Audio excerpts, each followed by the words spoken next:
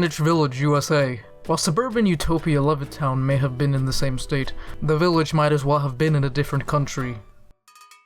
In Levittown, it was an age of separate beds, cigarettes, nuclear families, westerns, and malt shops. At least, that's what the TV showed us.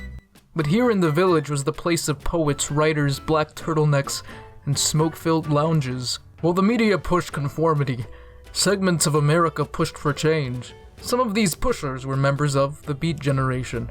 They expressed the power of the individual and worldly pleasures. Due to their ambition to crush the status quo, the Beat movement attracted LGBTQ+ people. A lot of beatniks took pride in their fringe of society attitudes, and that disposition was something queer people could relate to.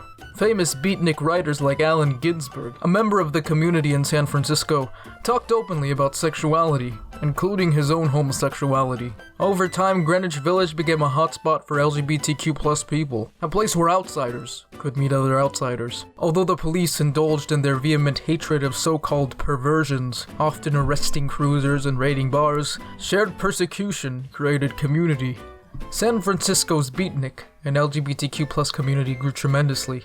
In a little corner of Silver Lake, a Los Angeles neighborhood, the Black Cat Tavern was a haven for LGBTQ+ people. Although the government prevented queer people from assembling, eventually the Black Cat Tavern won the right to stay open, although under odd provisions that banned physical contact between its patrons. Cooper's Donuts in Los Angeles was a popular space for LGBTQ+ people, especially those on the trans and gender non-conforming spectrums. At the time, police raids and entrapment of queer people were normal.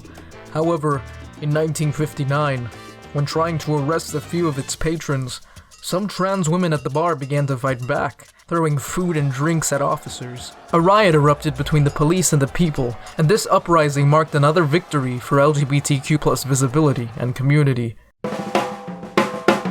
The Mattachine Society was going strong in the West Coast where it originated. However, in 1955, Mattachine, New York was established as one of the many gay organizations in New York City. Some members of the Mattachine Society decided to start their own publication, One Magazine. In print, the gay experience could be collected in stories and writings. These were the first social victories for the community, but legal victories were soon to come. In 1958, the magazine was under attack by the United States government. Under the law, the Post Service was prohibited from distributing so-called obscene items. But One Magazine, although concerning queerness, was not very obscene at all. In fact, it was quite conservative, in the case of One Inc. vs. Olison. After being rejected by lower courts, the Supreme Court ruled that One could continue to be distributed, but the LGBTQ+ topics by themselves are not obscene.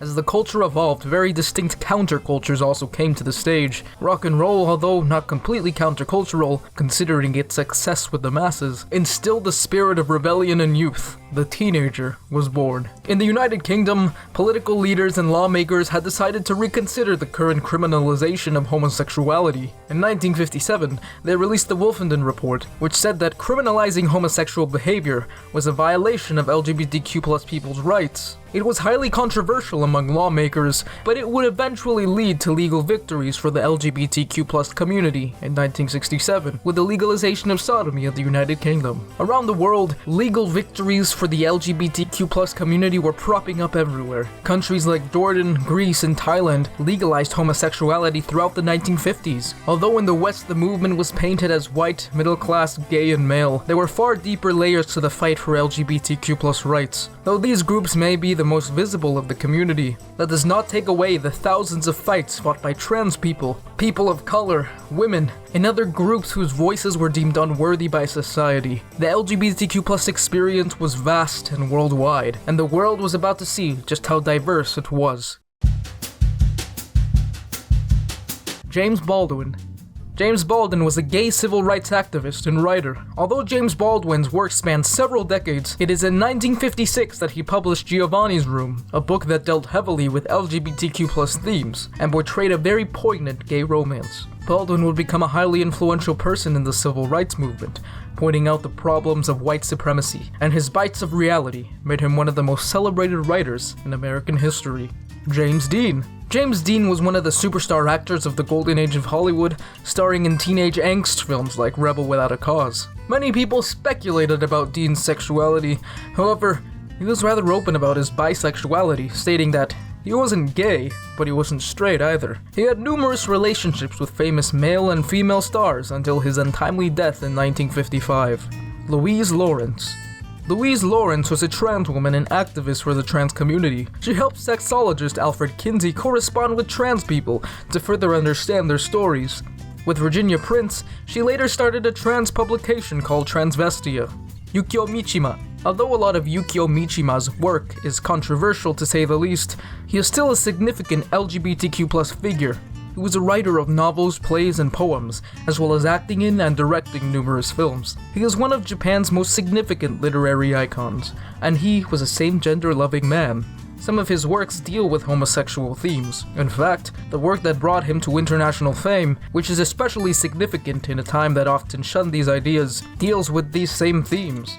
He is widely regarded as one of the most significant literary figures in 20th century Japan. Around the world, queer people were gaining an exposure that they had not experienced before. All of a sudden, societies and places were acknowledging their existence. Laws were starting to accept them. Literary figures were writing about their experiences. Movie stars were beginning to be open about themselves. And rather than being looked upon with a judgmental eye, suddenly people were trying to understand the experiences of queer people. Queer writers and activists were trying to bring out their stories, and some people started to listen. The 60s would bring on a new age. The sexual revolution was on the edge of tipping. Civil rights marches boomed across the country. And soon, the community would find its own place in the social revolution of the 60s.